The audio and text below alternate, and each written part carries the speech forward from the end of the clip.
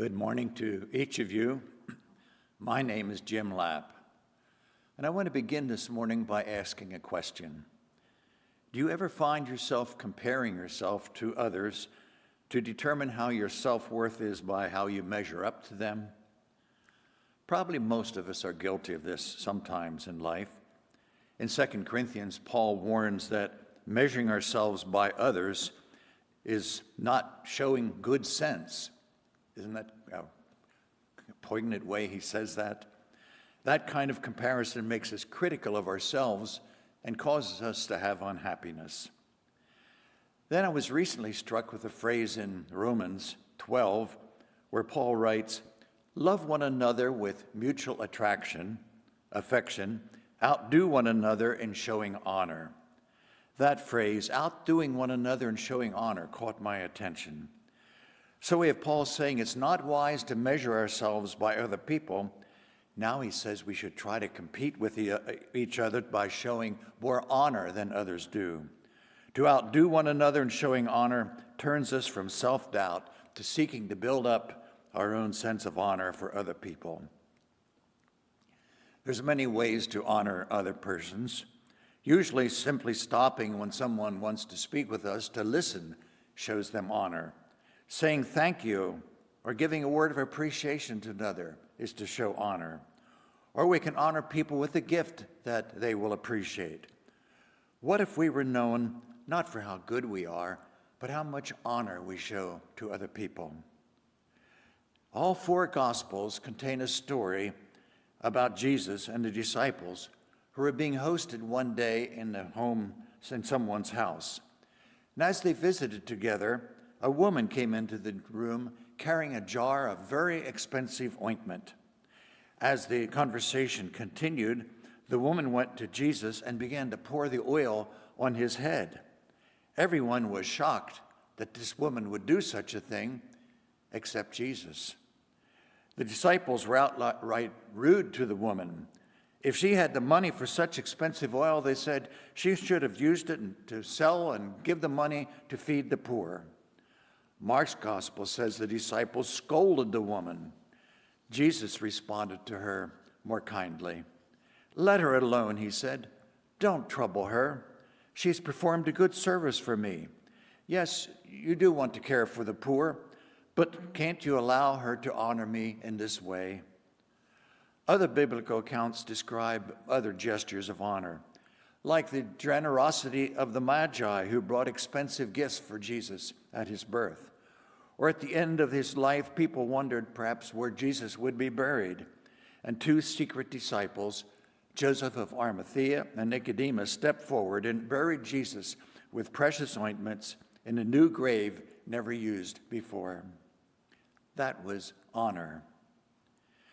Now, it's not necessary to give expensive gifts to honor a person, but it can show honor when we wish to bestow on them by something very generous. In 1948, when I was about 10 years old, our family experienced a great honor. Our old 1939 Chevrolet was wearing out. Now, Dad was a bishop and a pastor, and we lived well, but we didn't have a lot of extra resources around to afford a new car. And not wanting to borrow money from the bank to pay for a new car, Dad gathered all the cash up he could, including borrowing some money from the children's bank account that he could use. And so the day came when the new car that he ordered came in. He went to the garage to pick up the car. He went up to the dealer to pay for the car, only to be told he didn't owe anything. It already had been paid. The bill had been paid by some unknown people who wished to show honor to Dad for his leadership in the church. When he returned home that day, our dad was so overcome by the gift that he gathered all of us together in the living room. We knelt there on our knees and gave thanks to God for this wonderful gift that we had received.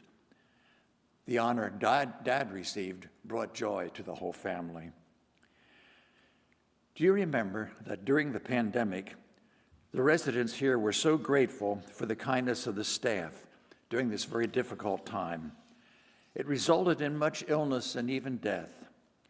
So the residents tried to find ways to thank the staff. And one way we had, as you remember, was to stand out on the street when the staff were leaving or when they were coming to work and hold up placards of gratitude and appreciation. Some people even clapped pots and pans together to make special noise of exuberance about it, or called out simply, "Thank you," to the staff. Then something else happened that was quite unusual. A new garden was developed up along the north side of this Landis Homes along Oregon Road. The Residents' Council wanted to memorialize the efforts of staff to keep us all safe during the pandemic, so residents were invited to contribute to raise money for a new Garden of Gratitude, and over $10,000 was raised. And if you want to read about this, sometimes stop at the little plaques on a stand out in that Garden of Gratitude, and it tells that story about the honor we tried to show to the team members here. Recently, some of us were invited to a fine dinner that the staff prepared for us. The meal was served with excellence, and we received honor and gratitude from our CEO, Larry Zook, and other staff for our support of the Caring Fund. Often a kind gesture goes a long way in showing honor and appreciation to others. My last 2 years of high school, I went to a boarding school, and I lived in the dorm with other fellows my age. And one day, the dean of high school boys had some of us together in the office just talking with us. And in the course of that conversation, he said something that really was a blessing to me. And I kind of passed it off at the time, but I never forgot it, even today. So about 20 years or so after that incident happened, I wrote a letter to Sidney to thank him for how he had blessed me that day. And he wrote a letter back to me and said that my letter was enough to make an old man happy. He felt honored. Now I'm on the other end of that spectrum, an old man who appreciates the kindness and gifts of others. Recently, some friends honored me by taking Mim and me to Montgomery County, Pennsylvania, where I grew up, and from which we moved to come here to Landis Homes. They wanted to show me the sights. They wanted me to show them the sights that were important to me and my roots in life. So we went past the small farm where my mother grew up. We drove past the church where I was raised, and my parents and some siblings are buried.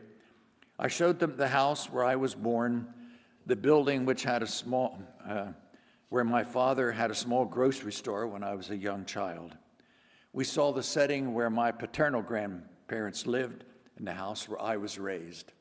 I was so honored to have people take that kind of interest in my roots and coming to see where I had grown up. Outdo one another in showing honor can be a Christian gift in any community, including ours here at Landis Homes. At any stage of life, we need honor.